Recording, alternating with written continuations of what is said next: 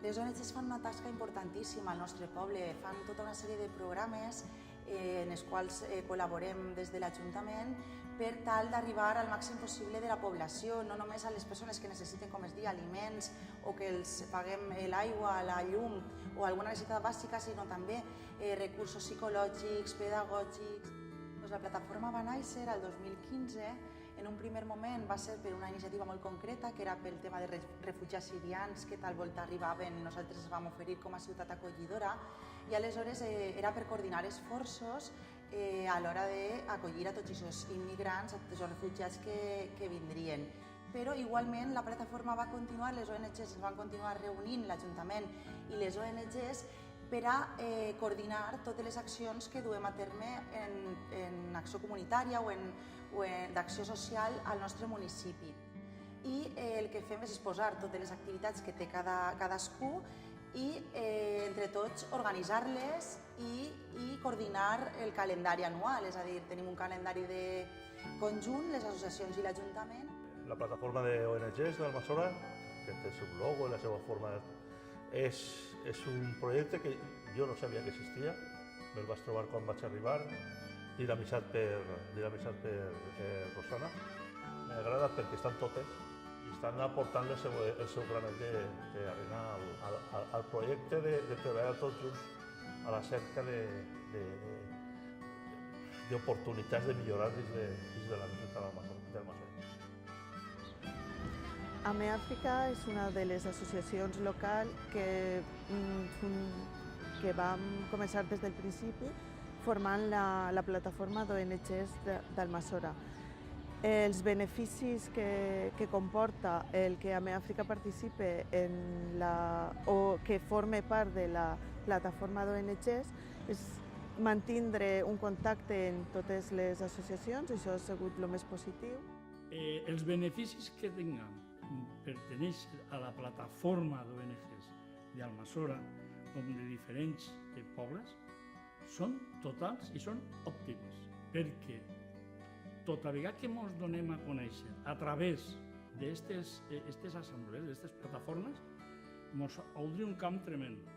Jo crec que el més important és donar a conèixer a través de les fires, de concursos, de cinefòrum, de coses d'aquest tipus, donar a conèixer la tasca que cada organització fa.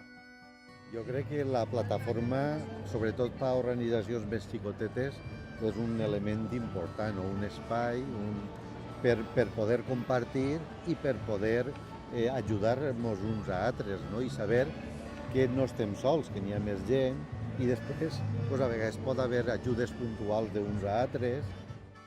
Lo que es una ventaja para nosotros desde la plataforma de ONGs es que es como un intercambio de información, porque de nada sirve que nosotros dentro de una asociación hagamos esfuerzos si luego somos como pequeña competencia, digamos. Les coses positives que jo veig en la plataforma és que les persones que venen, tant representants de l'Ajuntament com de les ONGs, tenen molt bona voluntat. La plataforma nos echa una mano con muchas cosas que nosotras no sabemos. Estar conectadas con otras asociaciones, darnos a conocer, enseñarnos cómo tenemos que pedir subvenciones, por ejemplo, o cómo nos tenemos que dirigir a otras asociaciones. La plataforma de ONGs ens porta moltíssim, molt de benefici. Contactem amb totes, ens contem les coses, fem coses de manera que puguem assistir totes, estem molt units. Es fundamental coordinar las diferentes acciones solidarias bajo una plataforma, porque esto nos permite, entre otras cosas, compartir experiencias, ayudarnos entre nosotros y hacer ver que la solidaridad no tiene parcelas, sino la solidaridad debe ser una acción común y coordinada, y la plataforma juega un papel importante. Actualment les ONGs el problema que tenen és que molta gent és gent major i aleshores necessiten voluntaris, persones voluntàries que col·laboren en aquests programes que realitzen les ONGs al nostre municipi. Aleshores animem a tota la població, perquè realment qualsevol persona pot col·laborar, no n'hi ha cap requisit, no s'ha de demanar res en concret, qualsevol pot aportar qualsevol cosa i és molt important que la gent s'implique en la tasca que fan les nostres ONGs, que és molt important perquè sense elles els serveis socials no podríem abastar totes les problemàtiques que tenim avui en dia, totes les necessitats que hi ha al nostre poble. Seria impossible arribar sense aquesta tasca que realitzen i de veritat que qualsevol ajuda és bona i que els animem a participar i a col·laborar en totes les associacions del nostre poble. Una de les qüestions més importants a l'hora de treballar és el tema de la recerca i la formació de voluntariat. Ja no només gent jove en el sentit de la càrrega de treball, sinó gent jove també en el sentit de renovar les estructures, de nous plantejaments, de nous projectes de futur, de noves maneres de mirar les coses. AMEAfrica naix al Almassora en el 2008 i principalment els objectius d'AMEAfrica és ajudar al poble africà en el terreny escolar de l'educació i en el terreny sanitari. Els projectes que duem a terme en Àfrica principalment són en la zona de Kènia, en Ruai concretament, on hem portat a terme projectes de la construcció d'una torre d'aigua per als xiquets al col·legi perquè tingueren aigua. Hem adecentat el camí del col·legi. Els voluntaris d'AMEAfrica, les activitats que desenvolupen en l'associació fonamentalment és ajudar, com en aquest moment, ajudar en les paraetes, eixir a difondre l'associació, el que és l'associació. I una altra de les activitats que realitzen els voluntaris, d'AMEAfrica, és participar també en activitats com l'expoentreteniment, on fem activitats per als xiquets d'Almassora. Viatgem a Àfrica per estar en els xiquets i per a tindre una experiència de voluntariat en les terres africanes. D'ací fem una crida a la gent que vulgui, si vol tindre una experiència de voluntariat, que pot ficar-se en contacte amb nosaltres, que la gent pensa que en Àfrica hi ha més necessitats i la gent és supervivència, no és necessitat. Hem de dir que Amnistia se mou a través de campanyes al llarg dels 12 mesos de l'any que van repetint-se cada 2 mesos. En concret, sempre n'hi ha una campanya perenne que és el de drets humans en defensa dels defensors dels drets humans, aunque parega una redundància, i en aquest moment s'està treballant d'una forma molt directa en el tema dels refugiats, les tasques que normalment desenvolupen els activistes, socis d'Amnistia en general, són molt àmplies. Des d'escriure cartes a favor d'algun perseguit, hasta la presència en les fires i festes i en aquells actes que tinguen alguna cosa a veure contra els drets humans, no sinó contra els drets humans, que no se porten a terme i que nosaltres el que estem fent és, jo crec que vosaltres, Amnistia Internacional i les diferents organitzacions, crear consciència de que n'hi ha un problema greu ahí i que n'hi ha que defensar de la forma que sigui. De que necessitem persones que defensen altres persones i que avui, en el moment en què estem, per exemple, en el tema del mar Mediterrani, el que no podem fer és mirar en la televisió i dir pobres meus, que mal. No, pobres meus no. Deus d'estar en l'ajuda, signant cartes als governs de la Unió Europea per a que es donen compte i materialitzen ja les solucions realment i adequades per a poder donar solucions a això. O sigui, no pot ser que este mar Mediterrani sigui un mar mort. Demanem, com totes les organitzacions, crec, gent que s'involucre. Bé, Càritas treballem a distints nivells. Primer, l'assistència mínima bàsica. També tenim una assessoria jurídica per casos d'estrangeria o casos de perill de perdre una casa. Però nosaltres el més important no és això, el més important és empoderar les persones, que les persones isquen d'aquesta situació de necessitat, i per això nosaltres ho diem en la imatge de dir dona-li una canya i ensenya-li a pescar, perquè ell tots els dies pugui pescar el seu peix. Entonces ahí pues está la derivació a empleo i després dos projectes, un projecte que ja portem any i pico, que és el projecte Llum, que és un projecte per a famílies, però treballem en concret en les dones, perquè treballant en les dones treballem en tota la família. Creixent aquesta persona, l'home, els fills, també creixen i sobretot volem anar trencant en com s'hereta a vegades. N'hi ha famílies que de pares a fills s'hereta la situació d'exclusió, la situació de necessitat. A banda d'aquest projecte Llum Adults, ens hem donat compte que n'hi ha tota una situació en la infància de despoblació de risc. Xiquets que per les famílies que no tenen econòmicament o perquè no poden, són emigrants i els xiquets estudien en valencià i no saben el valencià. Llavors, com ajuden als seus fills? Si els xiquets són capaços, ells mateixos se defenen, però si un xiquet té dificultats, aquest xiquet para el fracàs escolar i ha deixat l'escolarització. Entonces, anem a preparar aquest projecte Llum, que vindran derivats de serveis socials, del CEAFI o de les acollides de Càritas, a famílies concretes, a aquests xiquets de famílies concretes, per fer alguna de repàs i a la vegada per també reforçar en l'aspecte emocional. Hi ha una persona unes hores treballant, però necessitem voluntaris, bé siguen mestres jubilats o gent que està estudiant magisteri del poble, que puguen dedicar algunes hores. Igual el voluntariat fa les acollides, fa el projecte Llum, fa alguns tallers, vull dir que sumar voluntaris sempre és servir lo millor posible a la gent necessitada. En primer lugar, los objetivos de la Cruz Roja se centran en ayudar a las personas con necesidades, tanto por el lado económico como por el lado de las necesidades que tenga cada uno, pero en el sentido de desarrollo personal. Pues en Almazora, aparte de acciones de ocio que se suelen hacer de vez en cuando, pues tenemos una nueva campaña que se llama Som la Llet, que es que cada persona puede donar 2 euros a cambio de esta pulserita para las personas que tengan necesidades. Esto lo pueden encontrar, por ejemplo, en cada farmacia.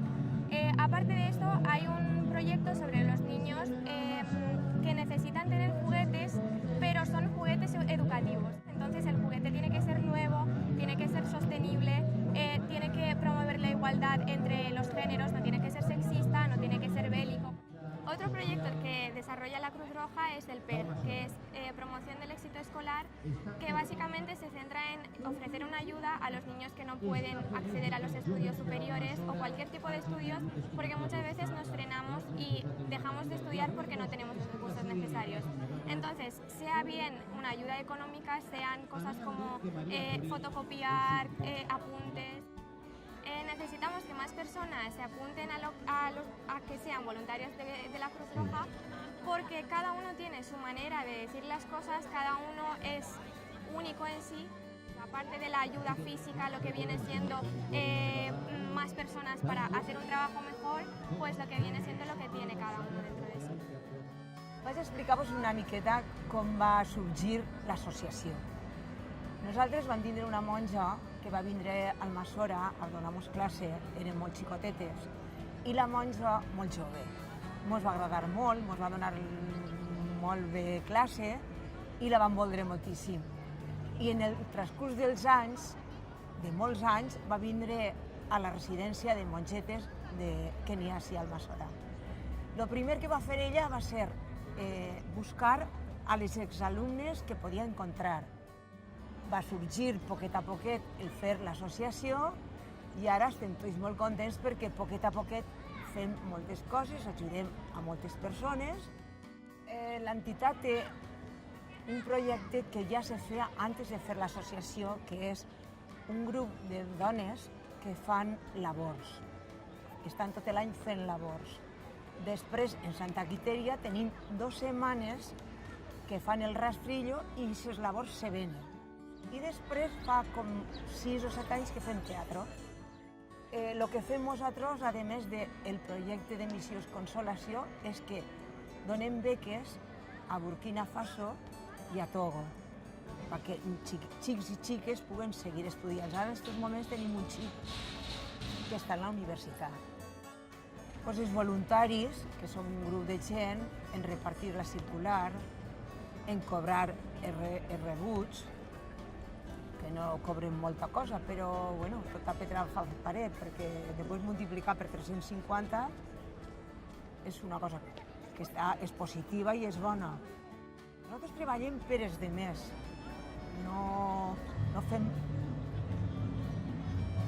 no volem arreplegar diners perquè sí, sinó els diners que s'arrepleguen és per ajudar a les demés persones. Bueno, pues aquí está la Asociación de Fibromialgia. Seremos unos 35 socios, suben y bajan dependiendo de gente que se borra, gente que viene nueva. Se formó en el 2004-2005 y estamos aquí pues para que la gente se entere y para que la gente conozca un poco la enfermedad. Las actividades que nosotros tenemos son piscina, que es muy importante, con un fisio que nos indica los ejercicios que tenemos que hacer y tal. No es natación, solamente son ejercicios dentro del agua. Hacemos también pilates, hacemos manualidades, hacemos otras cosas, hacemos charlas. El objetivo es estar siempre mejor con nuestro cuerpo, porque nosotros tenemos muchas contracturas, necesitamos fisios, necesitamos hacer ejercicio pero que no sea muy fuerte. Hay gente que necesita hacer pilates, hacemos relajación, es que son muchas actividades todas relacionadas con nuestra enfermedad. Pues cualquier persona nos puede ayudar. De hecho, hay gente que no tiene fibromialgia, pero que paga la cuota del año, que son 35 euros que pagamos al año, y lo paga para echarnos una mano, para ayudarnos a que los demás podamos hacer cosas. Pues la gente es bueno que aunque no tenga fibromialgia, que nos ayude a difundirla, porque uno no tiene, pero puede tener un familiar, un amigo que sepa que tiene dolor y que los médicos no le dicen pues tienes esto o está un poco perdido. Hay mucha gente con fibromialgia que no lo sabe, entonces dar a conocer lo que es la enfermedad y que sepan que tienen un sitio donde acudir, donde nosotros les podemos dar información, donde nosotros les podemos dar la ayuda de fisios, la ayuda de piscina, muchas cosas que uno por su cuenta no puede hacer o no se lo puede permitir. Manos Unides en Almassora està 35 anys, farà que un grup de jovens de la parròquia ho van formar.